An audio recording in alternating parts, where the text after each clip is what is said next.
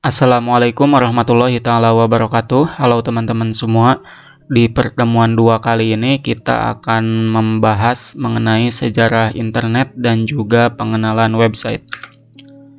Baik, jadi ada beberapa poin yang ingin saya sampaikan di materi kali ini. Pertama, mengenai sejarah internet, apa itu website, server dan klien, sampai ke tools yang akan kita gunakan nanti ke depannya untuk belajar mengenai website. Baik, jadi pembahasan pertama kita mengenai sejarah internet. Kalau kita bicara mengenai sejarah internet, itu nggak terlepas dari peristiwa Perang Dingin. Ya, jadi kalau teman-teman belum mengetahui mengenai Perang Dingin, bisa dibaca aja dulu ya. Soalnya kalau dijelaskan di sini cukup panjang juga itu.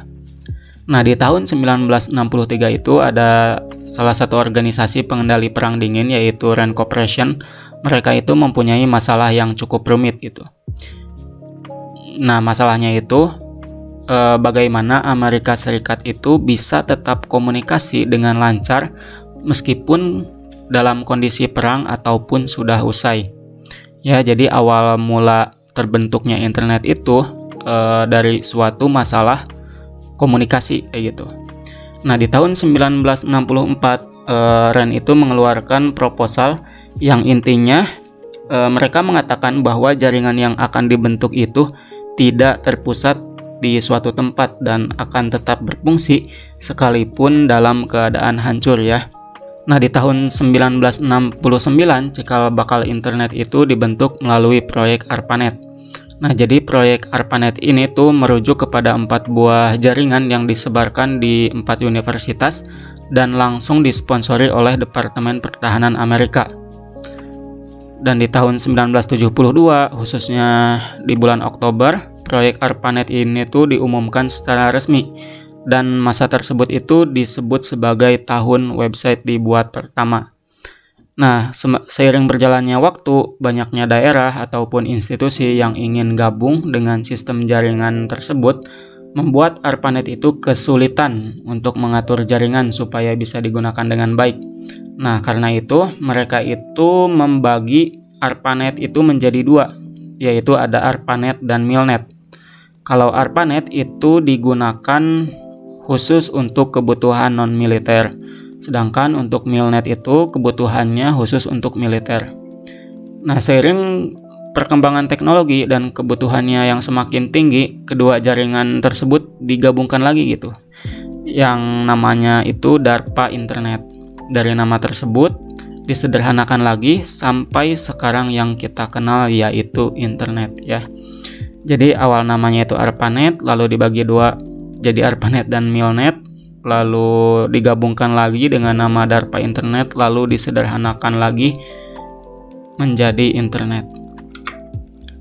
Tahun 1977 ARPANET sudah mempunyai 111 komputer yang sudah terhubung. Di tahun 1982 internet dikembangkan lagi dengan TCP dan IP yang digunakan sebagai protokol. Di tahun 1986 dikenalkan sistem nama domain yang dikenal dengan DNS ya, nanti kita akan coba bahas. Dan di tahun 1990 media online pertama kali hadir di luar negeri. Nah, sekarang bagaimana perkembangan sejarah internet di Indonesia? Sebelum adanya internet di Indonesia itu menggunakan media koran untuk mempublikasikan informasi maupun berita. Di tahun 1997 Kompas mengeluarkan berita secara online, dan di tahun 2000 muncul gitu berita online dan beberapa blog yang saling memberikan informasi. Dan jumlah pengguna internet dari tahun ke tahun juga sangat meningkat gitu jumlahnya.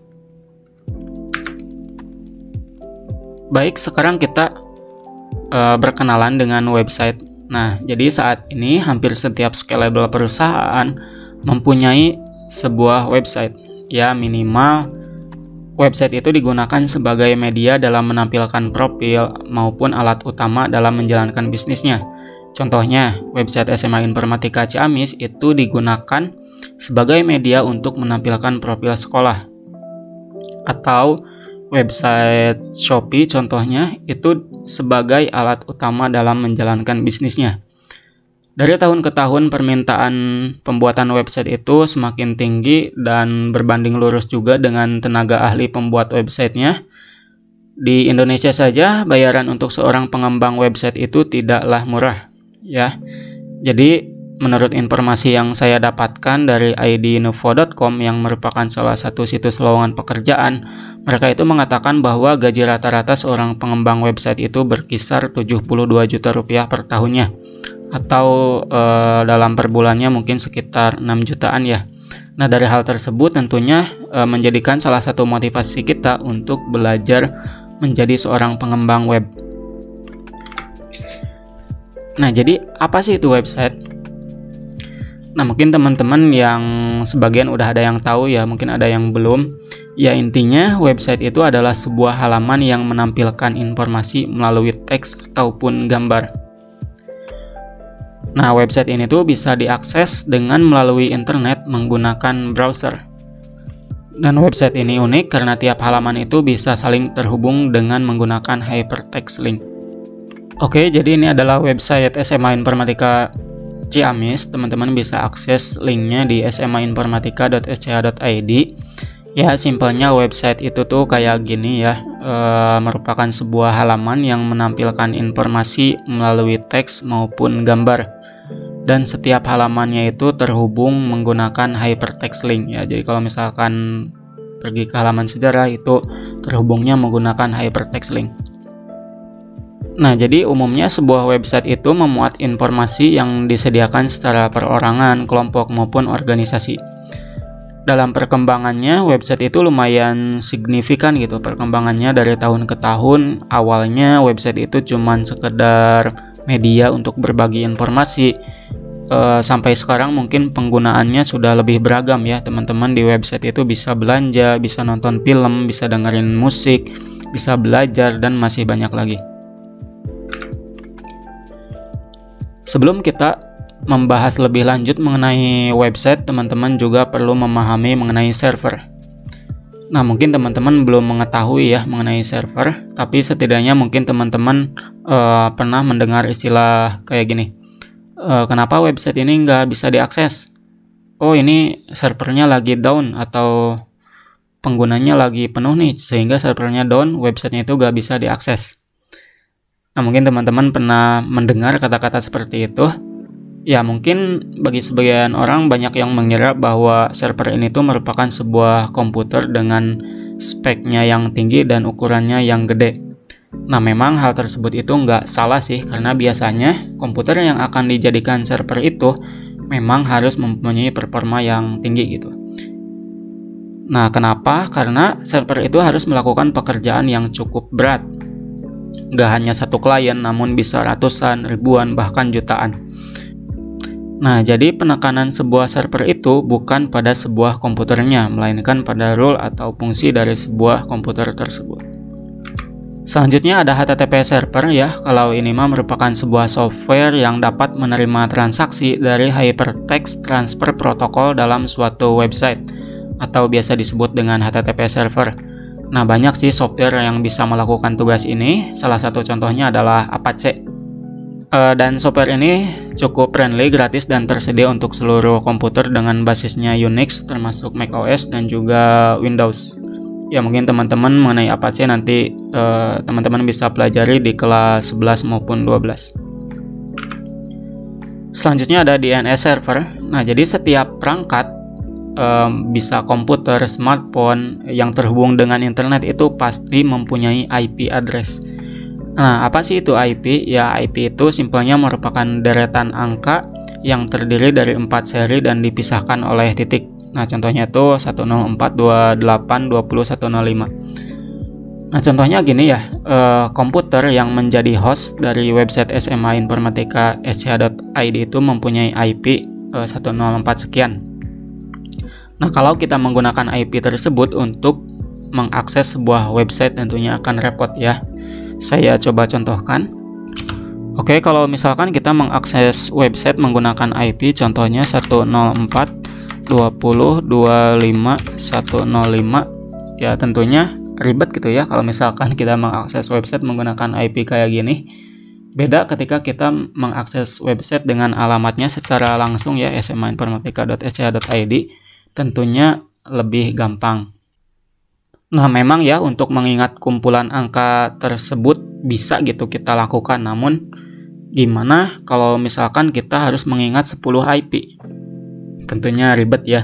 Nah, untuk mengatasi hal tersebut maka dibuatlah Domain Name System atau DNS yang bisa mengubah atau mengarahkan website melalui nama domain ya. Jadi ketika kita mengakses website SMA Informatika, setidaknya kita itu mengakses IP-nya ya. Cuman untuk memudahkan maka dibuat nama domain kayak gitu.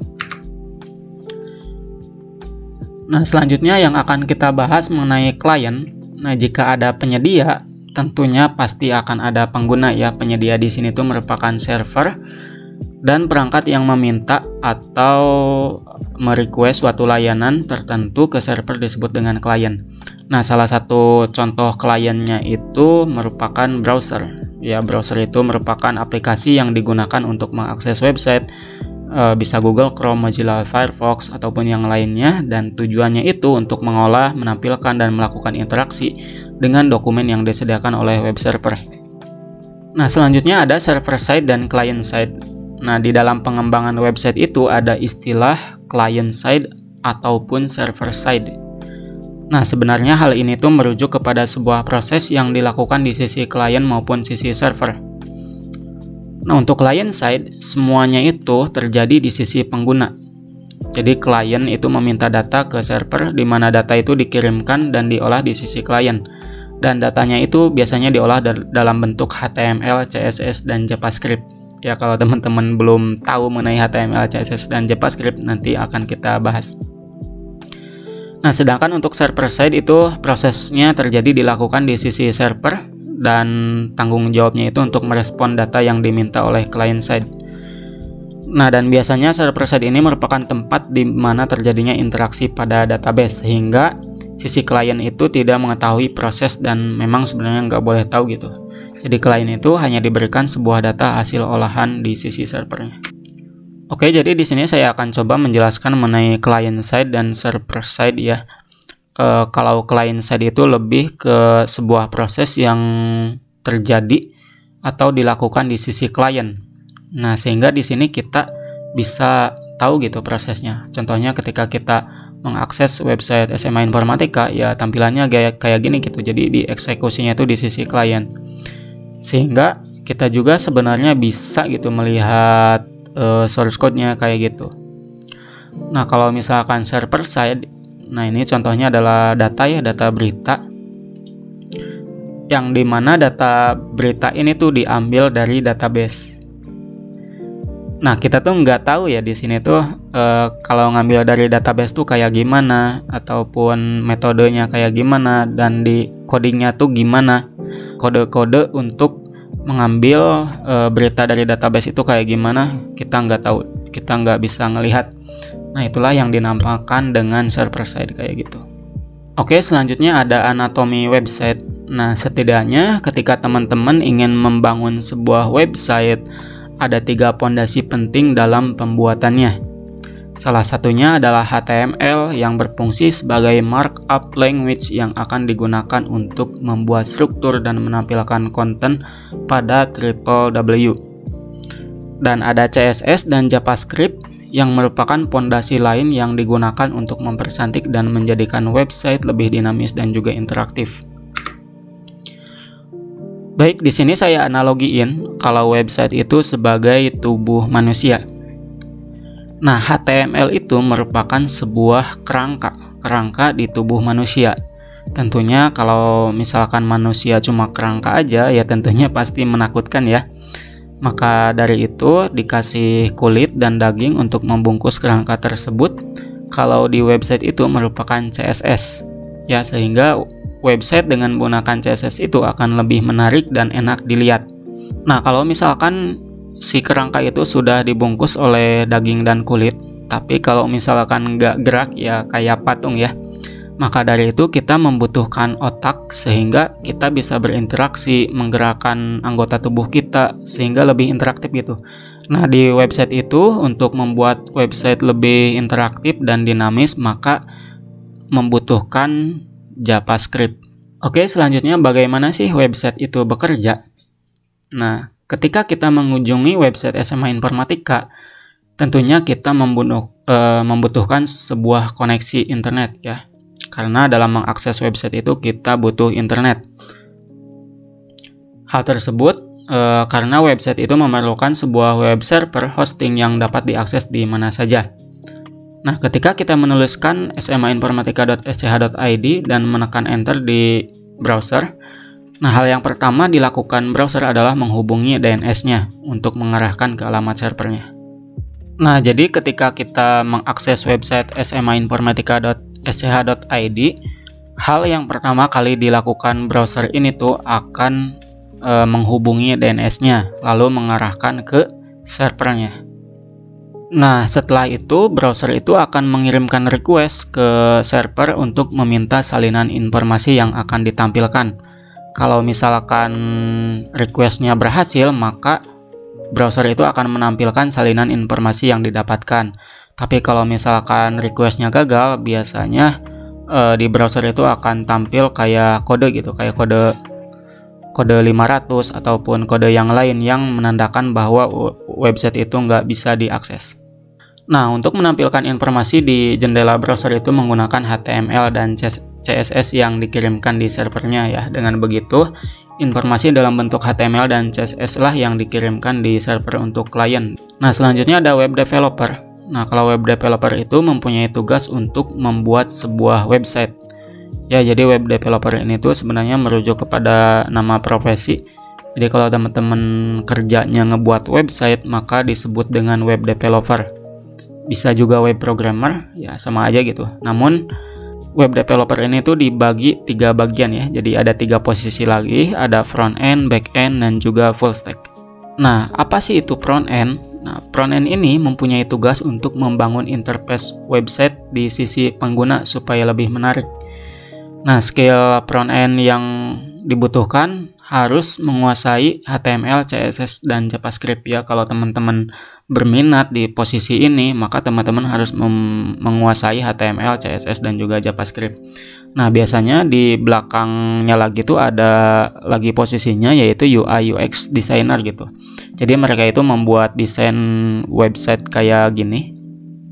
Membuat desain websitenya, dan tugas front end itu mengimplementasikan desain ke bentuk kode. Dan selanjutnya ada back end. Kalau back end itu bekerja di bagian scripting, pengolahan database, dan juga server. Nah, biasanya kalau teman-teman pengen jadi di posisi back end, maka teman-teman harus mempunyai logika yang kuat. Nah, untuk skill yang harus dimiliki, teman-teman bisa pilih bahasanya, yaitu ada PHP, ada Python, ada Node.js, dan bahasa pemrograman lainnya. Nah, di sini teman-teman bisa baca aja sih artikel backend developer, skill yang harus dikuasai untuk bisa jadi profesional gitu. Tinggal diklik aja. Nah, selanjutnya ada full stack ya. Kalau misalkan full stack ini tuh merupakan gabungan dari front end dan juga back end. Ya, jadi dari skillnya juga digabung gitu. Kalau misalkan teman-teman kerjanya solo, teman-teman bisa jadi seorang full stack gitu, dari front end dan juga back end. Namanya tuh full stack. Silahkan teman-teman pilih posisinya ya. Teman-teman pengen jadi front end, back end, maupun full stack. Kalau misalkan teman-teman sudah memilih salah satu dari ketiganya, di sini saya merekomendasikan alur belajar kalau teman-teman pengen jadi seorang front end maupun back end. Baik, jadi ini tuh adalah websitenya untuk alur belajar kalau misalkan teman-teman berminat untuk jadi seorang front end maupun back end. Jadi ini tuh nama websitenya roadmap.sh ya. Jadi website ini tuh buatan seorang developer yang namanya tuh Kamran Ahmed. Di sini teman-teman bisa pilih aja ya antara front end dan back end, ada DevOps. Tapi di sini kita fokus ke dua ini aja, di front end dan back end. Oke, di sini ada alur belajar untuk seorang front end ya, ada step by step guide to becoming a modern front end developer. Di sini kita lihat ke bawah, di sini ada start-nya ya. Nah, di sini tadi kita sudah belajar mengenai internet, tapi teman-teman perlu memahami lagi ya. Jadi bagaimana internet itu bekerja, apa itu HTTP, lalu browser dan bagaimana mereka bekerja, ada DNS, ada domain, apa itu hosting. Nah, setelah teman-teman memahami internet, teman-teman silahkan masuk ke tahap selanjutnya, yaitu HTML. Di HTML, teman-teman tinggal dilihat aja ya cabangnya, hal yang harus dipelajari itu apa aja. Dan selanjutnya kalau misalkan HTML sudah masuk ke CSS, di CSS juga lumayan banyak gitu topiknya di JavaScript. Lalu ke bawahnya masih banyak lagi, ya memang untuk pemula untuk membaca hal seperti ini tuh agak sulit gitu, tapi teman-teman bisa dipahami aja step by stepnya. Jadi untuk seorang front end aja hal yang harus dipelajari cukup banyak ya. Bahkan kalau di sini kita lihat ke bawahnya itu nggak ada finishnya gitu, keep learning, tetap belajar ya. Kenapa? Karena dari tahun ke tahun teknologi itu akan semakin berkembang. Kalau misalkan teman-teman nggak menguasai basicnya atau pondasinya, kesananya akan sulit gitu. Kalau misalkan teman-teman sudah memahami basicnya, mau ada update apapun, teman-teman bisa menyesuaikan kayak gitu. Oke, selanjutnya ada backend ya, step by step guide to becoming a modern backend developer. Sama saja dengan front end ya, di sini teman-teman harus memahami mengenai internet. Bahkan di sini basic front end knowledge-nya juga harus tahu. Ke bawahnya juga sama, teman-teman tinggal dibaca aja gitu. Jadi lumayan banyak hal yang teman-teman harus pelajari kalau misalkan pengen jadi seorang back end. Nah, di bawahnya juga keep learning, jadi nggak ada finishnya kayak gitu. Nah, jadi kalau misalkan teman-teman pengen jadi seorang full stack ya, jadi teman-teman tinggal gabungkan aja ini antara front end dan back end gitu. Jadi yang harus dipelajari lumayan banyak ya. Oke, di sini kita lanjut ke materi ya. Jadi di sini ada jurusan kuliah IT. Mungkin nanti ketika teman-teman sudah lulus SMA, pengen kuliah dan ingin belajar mengenai IT lebih lanjut, pengen belajar mengenai programming lebih lanjut, teman-teman bisa masuk ke 3 jurusan ini ya. Salah satunya ada teknik informatika, ada sistem informasi, ada ilmu komputer, dan sebenarnya masih ada gitu jurusan-jurusan lain yang mempelajari tentang programming. Nah, selanjutnya mengenai prospek pekerjaan. Nah, emangnya bisa gitu lulusan SMA atau SMK kerja jadi web programmer? Ya, jawabannya bisa banget gitu. Bahkan ada beberapa perusahaan yang tidak mementingkan latar belakang pendidikan. Jadi mereka itu lebih mengutamakan skill kayak gitu. Nah, di sini ada salah satu contoh lowongan pekerjaan untuk lulusan SMA ataupun SMK di Bandung ya. Teman-teman bisa dibaca aja. Selain itu teman-teman juga bisa freelance web programmer kalau misalkan nggak kerja di perusahaan. Oke, jadi ini ada tools yang akan kita gunakan ya untuk kedepannya. Bagi teman-teman yang mempunyai komputer ataupun laptop, teman-teman bisa mempersiapkan aplikasi namanya tuh text editor ya. Nama text editornya tuh ada Visual Studio Code, Sublime Text maupun yang lainnya.